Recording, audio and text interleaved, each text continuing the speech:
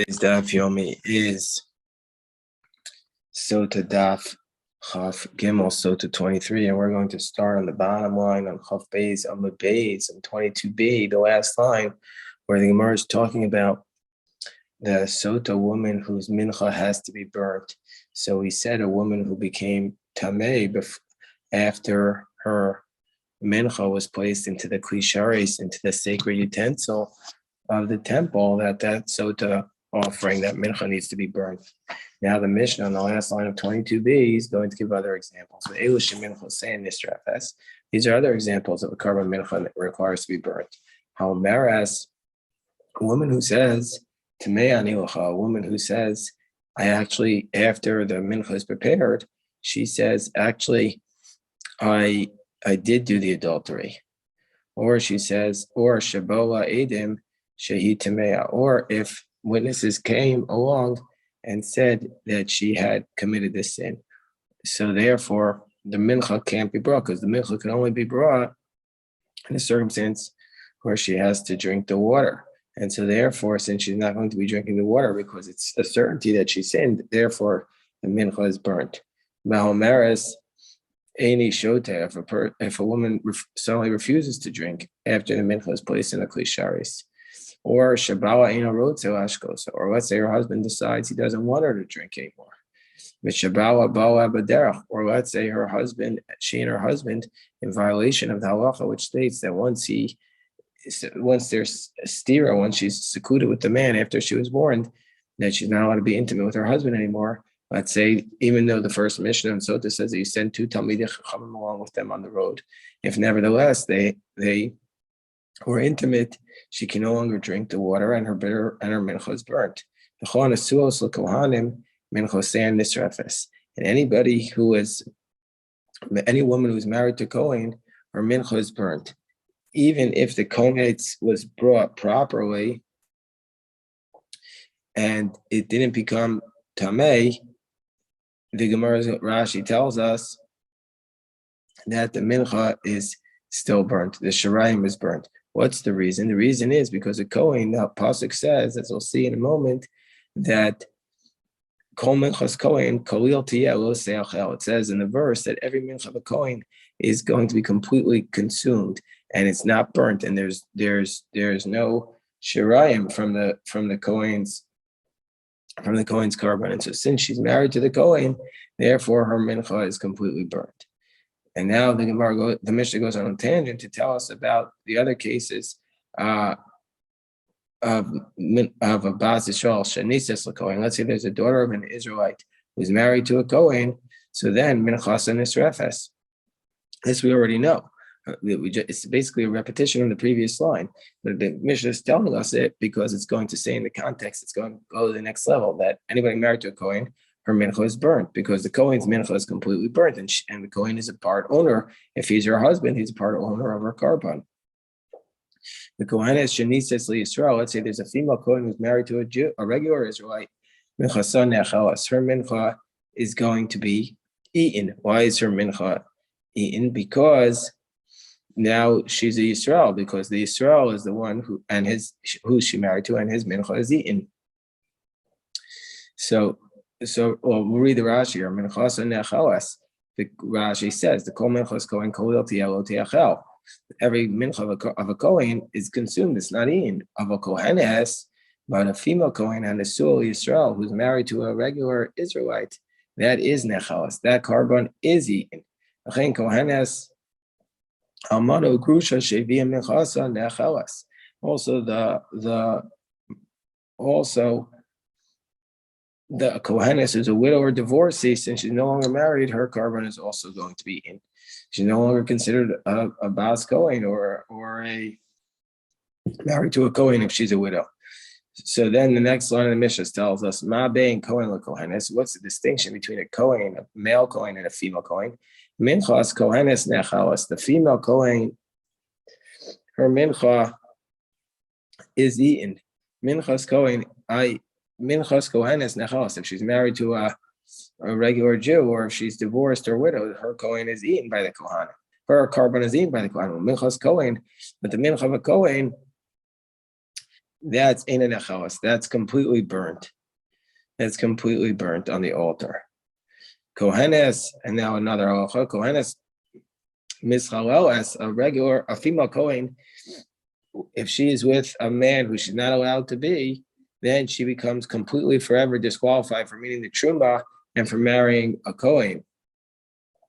Whereas Kohen in mischalel, if Rahman al Kohen sins and he marries somebody who's not allowed to, a divorcee, a harlot, and so therefore, under those circumstances, he's not while he's married to her, he can't serve as a Kohen, but he could divorce her and he still loses and he still retains his status. So that's the distinction between a Kohenes and a Kohen. Kohenes metamil mesim, a female Kohen could come in contact with the dead. Main Kohen metamil mesim, but a male Kohen cannot come in contact with the dead. Kohen ochal b'kodshei kodshim, a male Kohen can eat the kodshei kodshim. What are the kodshei kodshim? The most sacred sacrifices. This includes the Rashi says the chatas, the asham, and the mincha. Because it says about all of them in the pasuk calls achar b'choranim yochuanu. So the Kohen can eat the kodshei kodshim, but in Kohenes ochelas b'kodshei kodshim. But the female Kohen cannot eat from these kodshei kodshim. It says the Gemara ma bein ish u'isha. What's the distinction between a man and a woman? Ha'ish poreya u'porem. And this relates to our parasha this week. That as it relates to the Sotah, a man. If he is not to the Mitzorah, to the person who has tzaras, if he's a man, he's poreo porim. And when he has this tzaras, he lets his hair grow wild, unkempt, and he tears his garment. But the woman does not do this. Ha'ish madir es benu nazir. A man is able to take a vow, and as a result of this vow, his minor son is going to become a nazir, and the nazirus is going to be chawa upon him.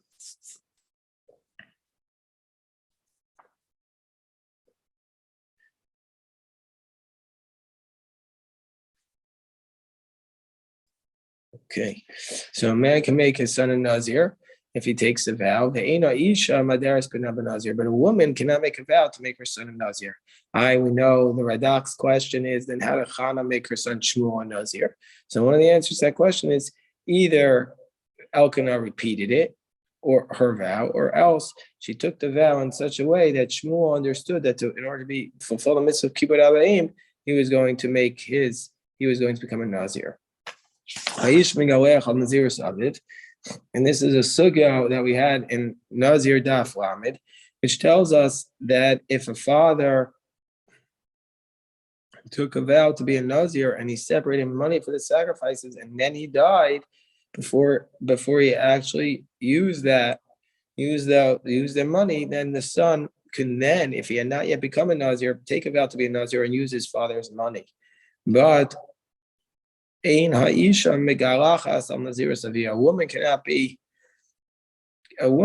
cannot do the same thing. She can't use her father's money to pay for her Nazirite vows. A man can marry off his daughter if she's a minor. So if his daughter is a minor, the man is allowed to marry off his daughter. If she's a katana or a nara, the age between 12 and 12 and a half.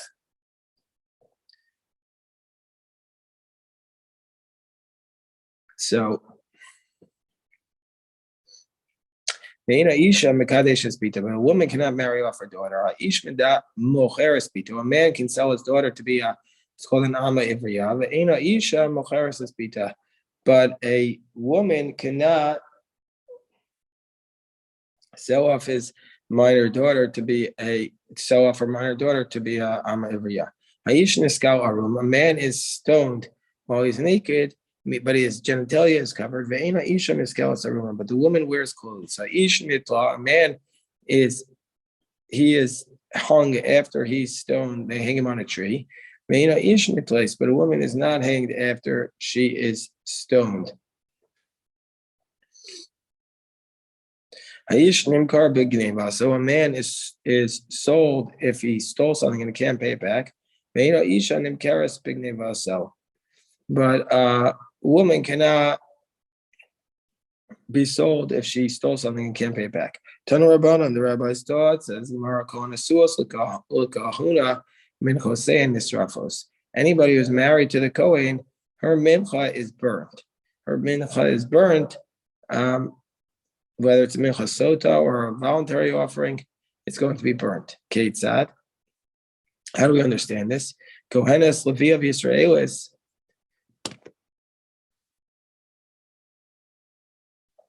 Let's say you have a female Kohen or a Levi or Israelis that married a Kohen, Janisas a Kohen.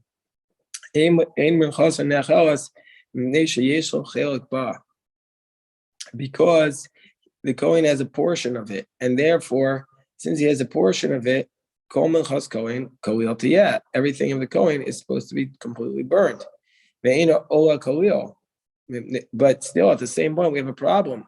It cannot be entirely burnt on the altar because she has a portion of it, because it's coming to serve as her atonement. And the verse says that the mincha of a zar or of a non-Kohen or of the daughter of Kohen are not brought koyol. They have to have kamitza. So what do? They have to have the scoop that's taken up from it. So what do we do under these circumstances? So the scoop is burnt. The scoop that they do because she's the daughter of a Kohen or she's married to a Kohen, that's burned on the altar by itself. And the shirayim, the rest of it, which normally would be eaten by the Kohen, in this case is going to also be brought for himself. Gemara says, no, but we can't do that because we have a principle. Ikri kan kol shumi menu ishim hareu b'bal taktira. We have a concept that anything which part of it was brought on the altar, the rest of it cannot be brought on the altar. That's a concept.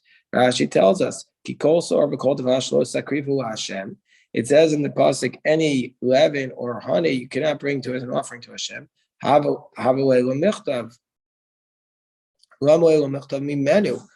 Why does it say? It could have just said Kikol sor v'kol devash lo sakrivu Hashem. Why does it say mimenu? So it's to come and expound it. You're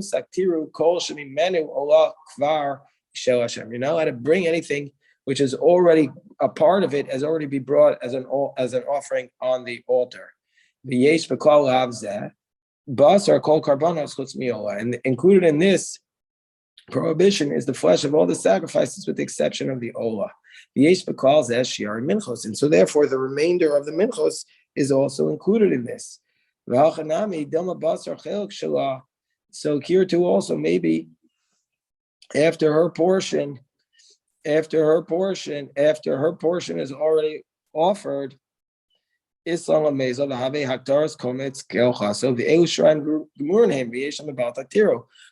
we're following her komets properly. This is the shirayim, and you can't bring it on the altar. So what are we supposed to do?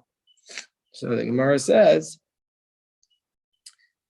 Amr Yehuda Breder of Shimon Bar Ben Pazi, the Masik Ulu Shemaitzim. Yeah, you bring it up on the altar, but not as a aktar, but not as a carbon. But so what you do is you bring it up just as fuel, and this follows the position of. But so you bring it not as a sacrifice, but as fuel. And this follows the position of Rabbi Eliezer. The Tanya Rabbi Eliezer Omer. You're not bringing it up as a carbon, but you bring it up as fuel. Rashi tells us, this is a disputed Besechas Zvachim. If you have the limbs of the sin offering that became mixed up with the limbs of the Olah, Rabbi Eliezer says you can bring him up and you can put it on the altar. And I look at this, the meat of the chatas as though it is fuel. So it's kind of like brera. You're saying that every sin, all the meat that's there, that's actually from the chatas, I'm not bringing it as a carbon, I'm bringing it as fuel on the altar. Whereas the Chacham say, no, you have to let it rot. To uber tzurasa and v'yatzel basis rifa. You bring it out and burn it once it rots, because you're not allowed to bring these limbs of the chatas because it's in violation of this.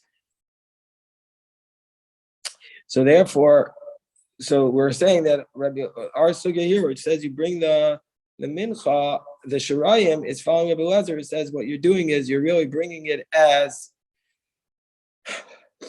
fuel. Gemara says, well, Hanicha, Rabbi Eliezer, dislay Isfar. But remember, the Rabbanan argue with him there. So what do we say? Oh, Rabbanan the Rabbanan don't agree with him. They say you have to let it rot. So what do you do? So what are they going to say? What are the Rabbanan going to say? Ma'iko Meimer. So the Gemara says the Adu Rabbi Lezer Rav Shimon. The Rabbanan say we pass calling Rabbi Lezer Rav Shimon. Tanya Rabbi Lezer Rav Shimon Omer Akometz Karav Ba'atzmo Shirayim Mispazra Ma'Beis Adeshin.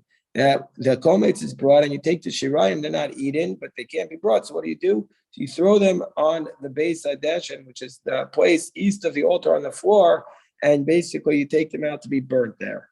So you don't bring them on the carbon. So that's the halacha of the Beis Hadeshin.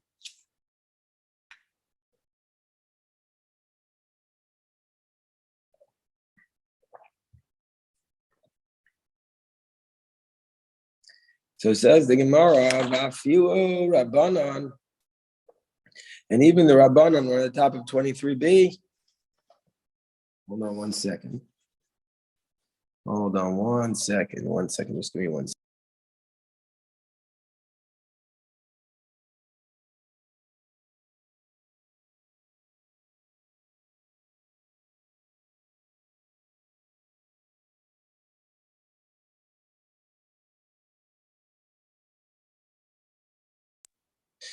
Vafilu Rabbanon, who argue with Rabbi Lezer Rav Shimon, and say that the mincha of the sinner is indeed able to be brought.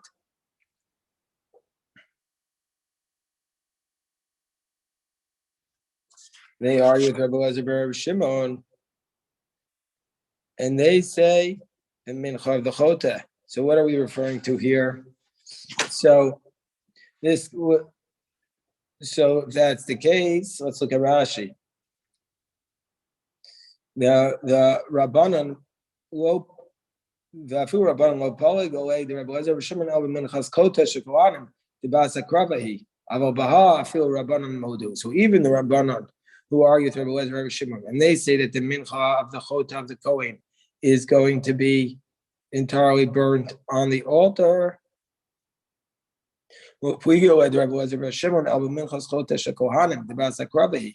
They only argue with him by the mincha of the chota of the kohanim, because according to them, that's like the mincha of the ndava of the kohen, that you don't do the kmitza, and therefore it could entirely be brought on the altar. Aval baha, but by the mincha of the Eishes kohen, even the Rabbanan will be modu that the shiari mincha are going to be thrown on the Beis Hadeshin. Now this mincha for sure requires a kometz, because we're not sure whether we go after the part that's burnt, and if the kmitza is true, and so therefore we for sure are going to put this on the Beis Hadeshin.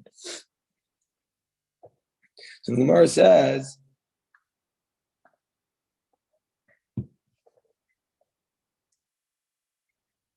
Ba'as Yisrael and Nesua, and if there was a daughter of an Israelite who was married, that we say and to a Kohen, her mincha is burnt, and the Kohenes who is married to Yisrael, her mincha is eaten. My time. And what's the reason why a Kohenes is married to a Yisrael, her mincha, the Shirayim, is eaten by the Kohen? The Amakra, the mincha is going, Kalil Tiyah Lo Teachel. Every mincha of a Kohen is Kalil, is burnt and not eaten. A Kohen, below Kohen, it's just a male Kohen, not a female Kohen. The Kohenes is Mischalelas. The Kohenes, if she does something wrong, she's disqualified forever, but not the Kohen. So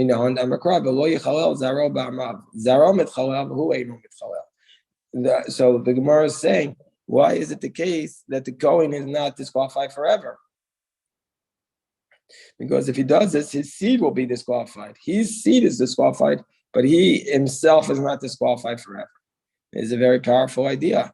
So you might say, well, it's not fair. The children are punished, but not the son. So I would argue it's a greater punishment for the son of somebody to be suffering while you're not suffering as a result of your actions. Kohenes metame, the Kohenes is allowed to become tamei,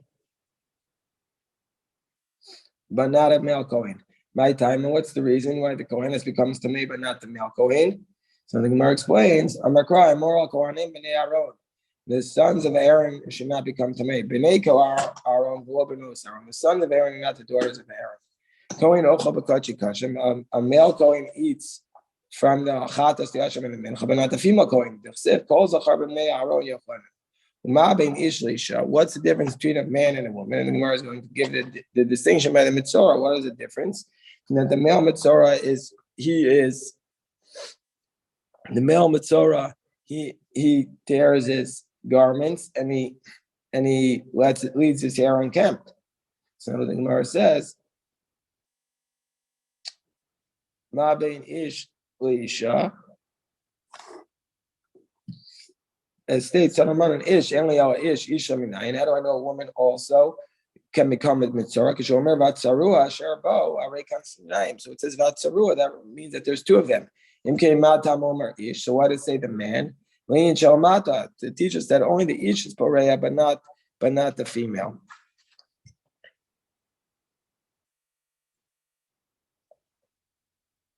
So the Gemara says,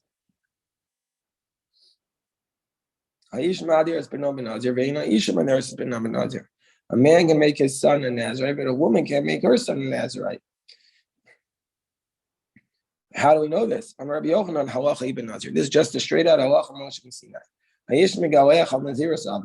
A man can bring the carbon of that his father had set aside, but a woman cannot do this. What's the reasoning?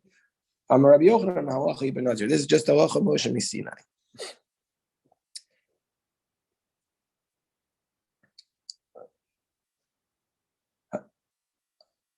A man can marry off his minor daughter and his nahara.